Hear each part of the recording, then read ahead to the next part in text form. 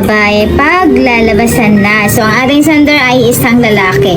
Natalakay na rin natin ito mga kasabay. Pero syempre, pagbibigyan natin.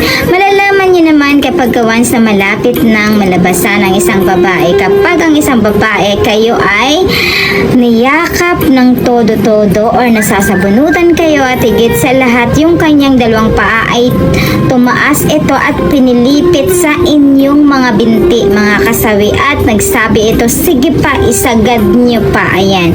Kapag sinabi ito ng mga kababaihan, ay ang sarap-sarap neto, sige na, bilisan mo na, lapit na akong malalabasan. So, yan ang sinabi ng isang babae, meaning malapit na talaga siyang malalabasan. At hindi lang yun, ang isang babae ay mas lalakas ang ungol kapag once na sila ay malapit ng malalabasan, mga kasawi.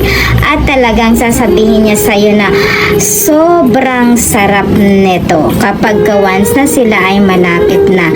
At ang ending niyan, mga kasawi, kayo ay masasabunutan pa ng todo-todo at makukurot kayo ng isang babae. Dahil syempre 100% na talagang na-hits niya na yung tunay na sarap. Kaya kayo ay nagiging reaction niya ay nasasabunutan kayo, nakukurot kayo ng inyong asawa at ang kanyang mga binti ay naka-ex sa inyo at nakapulupot kasi lapit na silang malalabasan.